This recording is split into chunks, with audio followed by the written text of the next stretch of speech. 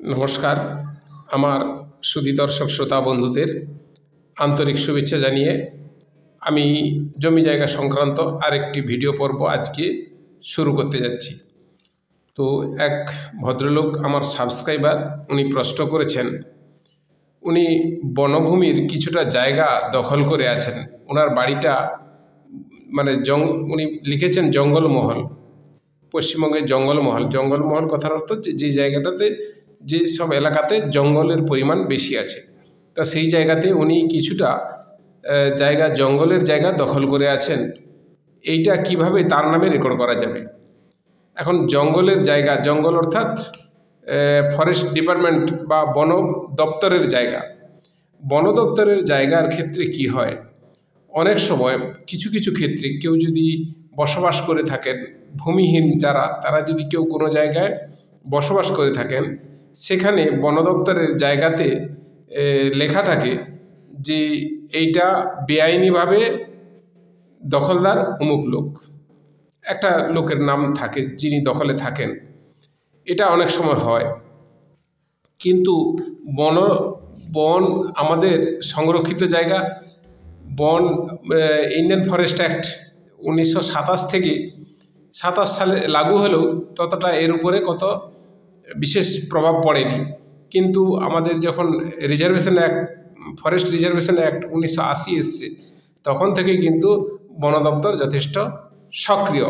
তারপর থেকে কিন্তু বন দপ্তর কারোর, তার আগের যেসব সেটেলমেন্টগুলো হয়েছে সেগুলোর ক্ষেত্রে এইগুলো লিখেছিল যে কে দখলে আছেন, মানে বন দপ্তর দখলে আছেন বা কোনো পাবলিক দখলে আছেন, তিনি কি উদ্দেশ্যে জমিটা ব্যবহার করতেছেন, এটা হয়তো লেখা ছিল। কিন্তু 1980 সালের পরে এইগুলো আর লেখা হচ্ছে না, বরং আপনার এগেনস্টে ইভিকশন নোটিশ বা উচ্ছেদের নোটিশ কিন্তু আসলেও আসতে পারে। সেটা ডিস্ট্রিক্ট ম্যাজিস্ট্রেটও নোটিশ করতে পারেন, বা বন দপ্তর মানে যে আপনার ফরেস্ট অফিসার আছেন, সেই ফরেস্ট অফিসারও নোটিশ করতে পারেন, এবং তাতে এসডিও সাহেব ফোর্স দিয়ে সহযোগিতা করবেন। তো এতগুলো জোর করেও আপনাকে তোলা যাবে। তবে হ্যাঁ, যদি কারো জমি জায়গা না থাকে, তিনি আদালতের দ্বারস্থ হতে পারেন। জমি জায়গা নাই, কোথাও নেই, জাস্ট ওইটুকু জায়গা, 4 ডিসমিল কি 6 ডিসমিল জায়গার উপরে আপনি বাড়ি করে আছেন, আর আপনার কোনো চাষযোগ্য জমি নেই, অন্য কোথাও কোনো জমি নেই ওইটাতে, আর আপনার থাকার জায়গা কোথাও নেই, তো আপনি কোর্টের কাছে আবেদন করতে পারেন। কোর্টের কাছে আবেদন করলে কিন্তু একটা পুনর্বাসনের ব্যবস্থা কোর্ট নিশ্চয়ই করবেন, কারণ আপনি ভারতের জনগণ, তো ভারতের জনগণকে রক্ষার দায়িত্ব কিন্তু সরকারের। সেটা সরকার আপনাকে ওই জায়গাটা দিতে পারে, বা অন্য কোথাও পুনর্বাসন করে অন্য কোথাও কোনো জায়গা আপনার বাস্তুযোগ্য জায়গা দিতে পারেন, বা ওই জায়গাটা তুলে নিতে পারেন। ওইখানে যদি অবকাঠামো, একটা বৃহৎ ধরনের অবকাঠামো নির্মাণ করে থাকেন, তাহলে হয়তো সেটার কোনো ক্ষতিপূরণ বা কম্পেনসেশন আপনাকে দিলেও দিতে পারে। তবে এটা বিচার্য বিষয়, মানে আদালতের বিচার্য বিষয়। তবে এই প্রসঙ্গ যেহেতু এলো, এই প্রসঙ্গে আমি বলি, বনভূমি সম্পূর্ণ সরকার বা বন বিভাগের মালিকানাধীন। সাধারণ মানুষের প্রবেশ সেখানে সীমিত। এখানে গাছ কাটা যাবে না, পশু চরানো যাবে না, শিকার করা যাবে না, কৃষিকাজও করা যাবে না। তবে বনভূমি থেকে আপনি শালপাতা সংগ্রহ করতে পারবেন, কেন্দু পাতা সংগ্রহ করতে পারবেন, এগুলো কিন্তু কোনো অসুবিধা নেই। এগুলো বনভূমি থেকে আপনি, সরকারি বনভূমি থেকে আপনি রোজগারের জন্য পাতা সংগ্রহ করতে পারবেন। এতে কোনো কখনো কারো উপরে কেস হয়েছে আমি দেখি না, বা এটা সচরাচর এর বিরুদ্ধে কোনো আইন আমি লক্ষ্য করিনি। যদি বা আইনের ভেতরে কিছু থেকে থাকে, সম্পূর্ণ আমার অজানা। তবে এটার নিয়ে কোনো কেন্দু পাতা তোলা এবং শালপাতা তোলার ক্ষেত্রে কোনো সমস্যা দেখতে পাচ্ছি না। আর বন্যপ্রাণীর বাস্তুতন্ত্র যাতে ব্যাঘাত না ঘটে, সেদিকটাও খেয়াল রাখতে হবে। তাই রিজার্ভ ফরেস্ট আছে, আপনারা জানেন আমাদের সুন্দরবন রিজার্ভ ফরেস্ট আছে, রয়্যাল বেঙ্গল টাইগার থাকে। এছাড়া বক্সার টাইগার রিজার্ভ ফরেস্ট আছে আলিপুরদুয়ারে, গরুমারা ও জলদাপাড়া ন্যাশনাল পার্ক, দার্জিলিং ও ডুয়ার্স, যথাক্রমে দার্জিলিং ও ডুয়ার্স। তবে রিজার্ভ ফরেস্টের কিন্তু একটা গুরুত্ব আছে, এটা বুঝতে হবে যে বন্যপ্রাণী ও উদ্ভিদের আবাসস্থল কিন্তু এগুলো। উদ্ভিদের একটা খুব সুন্দর জায়গা, উদ্ভিদের বড় হওয়ার পক্ষে খুব একটা সুন্দর জায়গা। বন্য প্রাণীরা সেখানে অবাধে বিচরণ করতে পারে। জলবায়ু পরিবর্তন মোকাবেলায় ও পরিবেশের ভারসাম্য সুরক্ষায় কিন্তু রিজার্ভ ফরেস্ট যথেষ্ট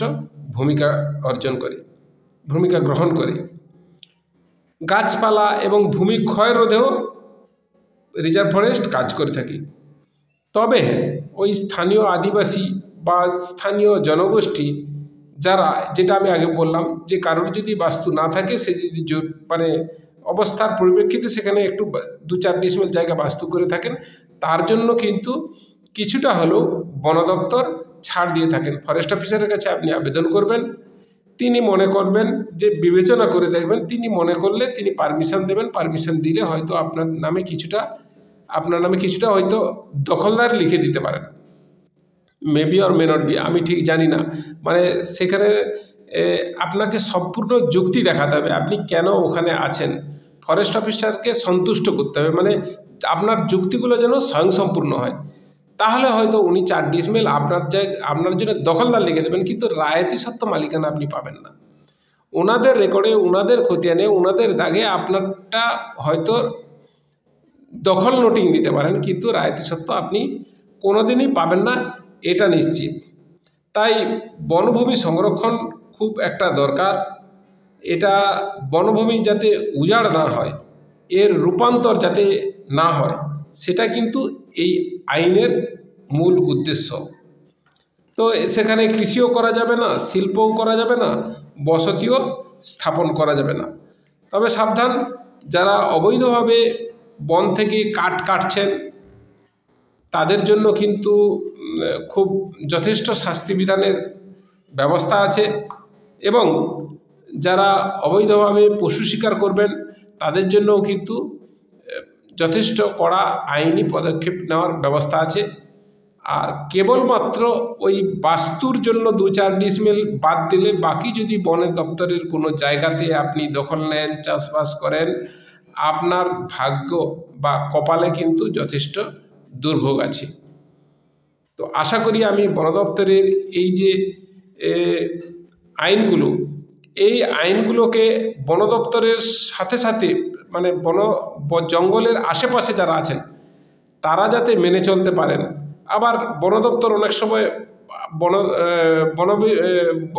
বনের আশেপাশের লোকেদের সাথে কোঅপারেশন করে কাজ করেন, যে গাছ লাগানোর ক্ষেত্রে বিভিন্ন রকম তারা সৃষ্টি করেন, মানে কর্মদিবসের সৃষ্টি করেন। সেগুলোকে আপনি কাজে লাগাতে পারবেন। সেইগুলো যদি কাজে লাগাতে পারেন তাহলে বুঝবো যে আপনি মোটামুটি বন দপ্তরের সঙ্গে সহায়তা করছেন। কোনোভাবেই বন দপ্তরের জায়গা অধিগ্রহণ হবে না, কোনো দপ্তরেই বন দপ্তরের জায়গা চাষবাস করা যাবে না। তাই বন্ধুগণ, আপনাদের বলি, জঙ্গলমহলে থাকুন, যেখানেই থাকুন, জঙ্গলমহল কেবল আপনার নয়, জঙ্গলমহল সকলের। জঙ্গলমহল রিজার্ভ ফরেস্ট, সেটা আম আদমির জন্য উপকার। আমাদের বনসৃজনটা শুধু আপনার জঙ্গলমহলের এলাকার জন্য, সারা দেশের লোকের উপকার। এতে বনসৃজনের ফলে সারা দেশের জলবায়ুর ভারসাম্য রক্ষা করে, অক্সিজেনের মাত্রা বাড়ায়, ইত্যাদি প্রচুর পরিমাণে কাজ করে। তাই বন্ধুগণ, আপনাদের বলবো যে অবৈধভাবে বন জঙ্গল কাটবেন না, বা বন জঙ্গলের সংরক্ষণ যাতে হয় তার নিশ্চয়ই চেষ্টা করবেন। তো বন্ধুগণ, আজকের এই ভিডিও যদি আপনাদের ভালো লেগে থাকে, লাইক করুন, শেয়ার করুন এবং সাবস্ক্রাইব করুন, এবং কমেন্টস করতে ভুলবেন না। ধন্যবাদ।